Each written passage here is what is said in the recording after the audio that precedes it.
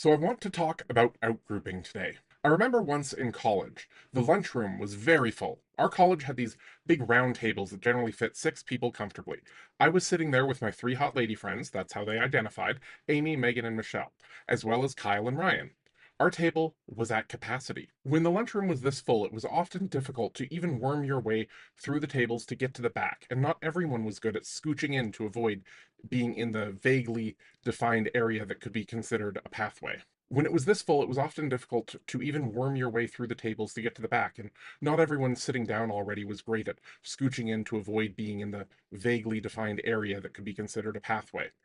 There was this girl near our table who was anxiously looking around the room. Clearly, she didn't see any of her friends. I don't even know if she had any friends. And of course, even if you saw an empty spot at a table, many people would be anxious about just sitting down with people who didn't make a point to express welcome. In the lunchroom, we were all migrants searching for sanctuary. I noticed her and I waved, offered her a space. Startled, she looked at our table as it was already full. But we squeezed it, and she was able to grab an empty chair from a table that should have offered her a spot, but had not. We went around the table talking. All my friends introduced themselves, and we chatted for a bit, but soon everyone but me had something that they needed to go do, so very soon it was just me and her. As soon as my friends were out of earshot, she said, Wow. I can't believe I got to eat lunch with the cool kids. I gave her a confused look. What are you talking about? We don't have cool kids at this school. Everyone's just people. She looked at me and said, Do you not realize you're popular? I looked at her as if she had just said the most offensive thing I had ever heard, because in grade school I had not been popular. I'd always been the weird kid who liked learning too much, or the fat kid who, for some reason, people thought needed to be reminded that he was fat. I was well aware. The thought that anyone would have even something adjacent to envy toward me was anathema. But I thought about it, and by some measures, one could have said that I could have been mistaken for popular. It was a very uncomfortable thought. It's a funny story, yes, and it's not as if I did anything to be praised for. I made space for somebody at a lunch table. I'm not exactly a hero. But that day, I was her hero.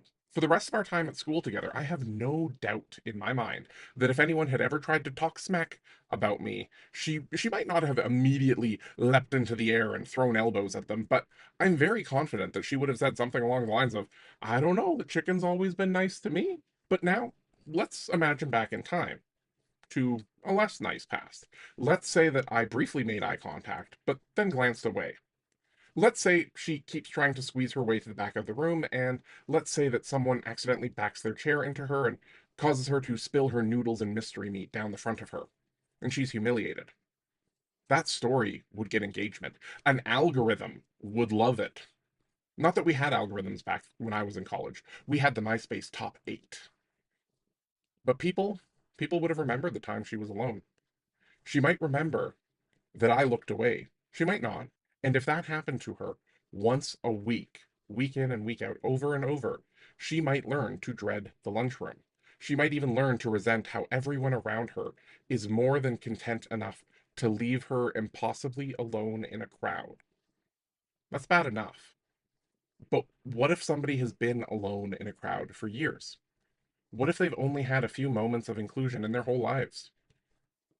They might get pretty bitter, and they might think that they're just doing it wrong. But what if there was an app on their phone where someone could tell them that it's not just that too many classes let out all at the same time, and it wasn't just that the lunchroom was badly designed? What if someone was willing to tell them how to get a table with the cool kids? Incidentally, that person defined themselves as one of the cool kids.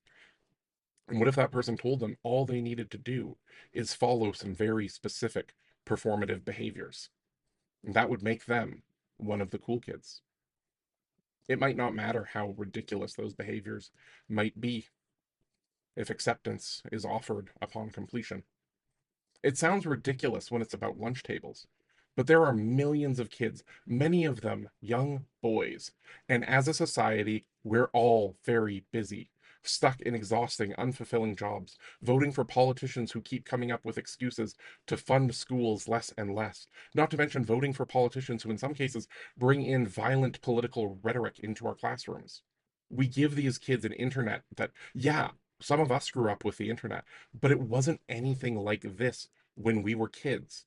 And these kids are fed a steady stream of narcissistic slop because when you're young and your brain is still very far from being developed, some douchebag proudly ranting about how he got abs in women is the closest thing that a lot of these kids get to real instructions on how to succeed in a world that is clearly profoundly rigged.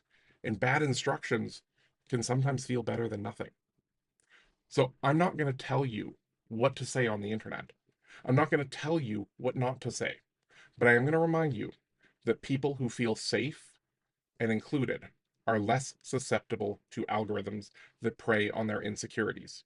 So, in whatever way you can this week, even if on some level you feel like you're desperately hoping someone offers you a chair, sometimes by offering someone else a chair, neither of you are alone.